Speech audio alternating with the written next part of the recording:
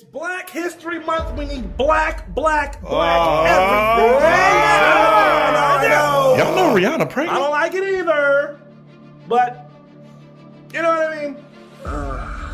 Unfucking fortunately we do, sir. Need something to eat. I want some pasta, I want some pizza, I want some cake.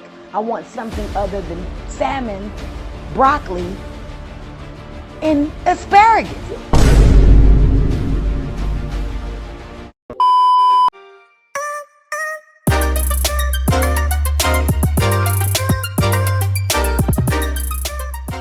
What is up, y'all? Welcome back to your boy's channel. If you're new here, hi, how are you? My name is Mars.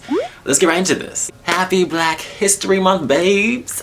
You know, I'm late. Per usual, I'm late, but you know, this wouldn't be a Mars video if I'm not late to almost everything, right? Like, come on. But y'all knew I was gonna show up before the end of the month. Y'all knew. But okay.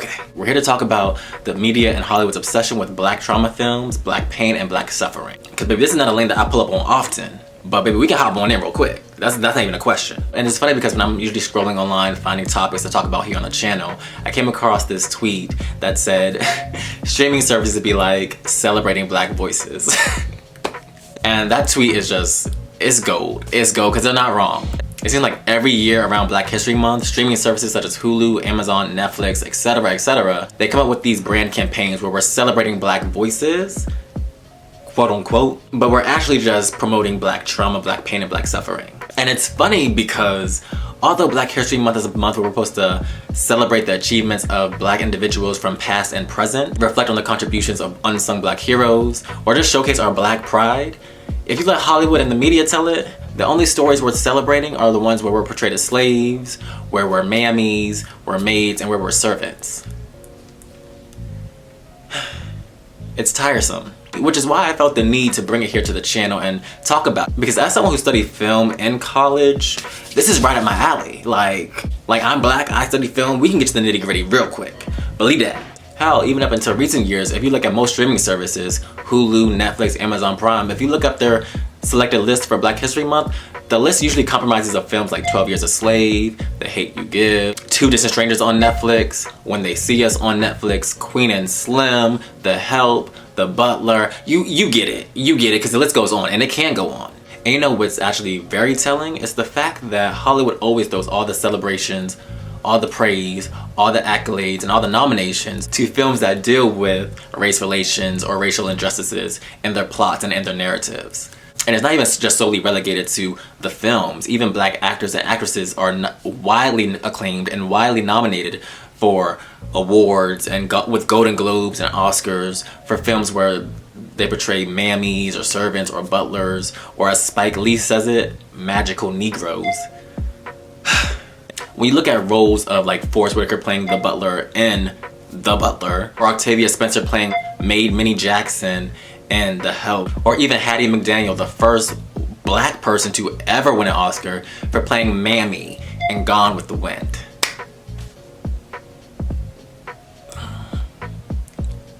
Me no understand. I don't get it. And it's interesting to me because seeing as these films are supposed to detail our past as slaves or our ancestors past as slaves and just our history within America, a lot of these films don't really add much else to what isn't already understood. The film 12 Years a Slave, although that film was widely acclaimed, widely praised, widely celebrated, if we were to flip that story inside out and look at it from the perspective that, hey, this might have not been a story that wasn't already widely known and widely told, it's a story that, when you really look at it from the outside looking in, it did not add anything else to us, the slave narrative, the slave history that we didn't already know. You know what I'm saying? Like, and it's interesting to me that most of the films that are widely acclaimed and widely nominated are films that deal with racial relations, racial injustices, or just plain old racism. I think it's almost unintentionally setting the standard for what type of films are gonna get the most acclaim, what type of films that black filmmakers should make to receive the same amount of praise that their white counterparts get for their films and their musicals that are always seem to be nominated. But it's interesting because even though that these films deal with the same themes and narratives, there are more to black stories and black voices than police brutality, slavery, and racism. And it's funny because to me personally, I feel like having these constant depictions of these films are almost doing us a disservice because we're narrowing our idea of what a black film should be, or what a black story is. I think putting out this idea of which films get nominated by the Academy also puts out this idea or this message that only this type of film is going to get nominated and praised and acclaimed by black creators, by black filmmakers. And in doing research for this video, I also came across this article titled "Black Films in the Oscar: Despair Must Not Be the Only Route to Prestige" by Tambe Obenson. And in his article, he states, with the film industry giving center stage to diversity and inclusion initiatives, black creatives are seeing a wider breadth of studio opportunities. However, black Oscar contenders remain defined by a narrow idea of what they are allowed to be. And that delimiting notion has the potential to stifle creative imagination and ambition, and as a result, muddy the development of African American film and TV artistic achievement. He also goes on to say that the crisis mentality sends a message to black creatives. Despair is the only route to prestige and award season recognition. If this aesthetic is known as the preference of industry gatekeepers, it also threatens the evolution of black cinematic craftsmanship. Which is a quote that, you know, it sets the standard, it sets the tone, and it's something I fully agree with. If we're giving an idea or a message of what a film is supposed to be, and an Oscar nominated film is supposed to be, and we already see what has been nominated before in the past with films like 12 Years a Slave, The Help, etc., we're indirectly putting out the message like, hey, if your film does not meet this standard when it comes to talking about films about slavery, about race relations, about black trauma, quote unquote, you're not getting the accolades, you're not getting the nominations, you're not getting the awards, you're not getting the praise. And when it comes to audiences, I feel like it almost plays up and plays on the anxiety and fears that we all have living our day-to-day lives. We already turn on the TV or turn on the news and see black men, black women, black children being killed out in the streets due to police brutality, due to racism, due to just jogging in the street. But then you expect it to go to the movie theater or turn on your streaming service and see that, oh, there's more black trauma, and it's supposed to be celebratory. It's just problematic. It's just problematic all around. Which is why I think shows like Issa Rae's Insecure is so widely popular, because although that show deals with racial relations and slight racism in its narrative, it isn't where the show began, and it damn sure isn't where it ended. The show mainly focused on just the black lives of a group of friends, mainly Molly and Issa, as they live out their lives, their late 20s, early 30s, living in Hollywood, living in LA.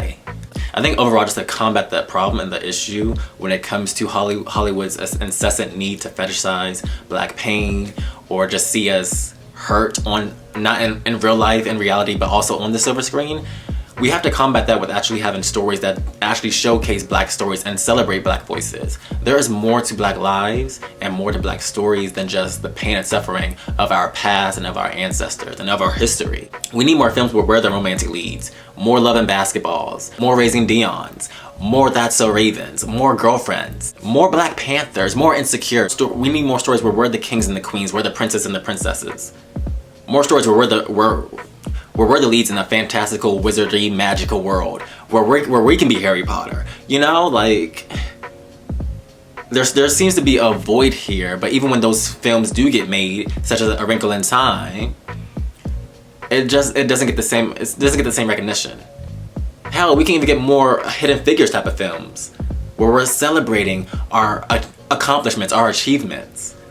But we're not getting that. I think overall we just need more black joy in our media. We need more black joy where we are saying that we are not all that we have went through as a racial group or as just people. And that is something that I'm starting to see us going through now, even with young producers like Marseille Martin of Blackish. She has this strict no black pain rule at her production company, which I think is amazing. Like, girl, you're doing it. You're doing it. Because we need more of that. We need more of our stories being told, even if they're just completely fictional. We need those.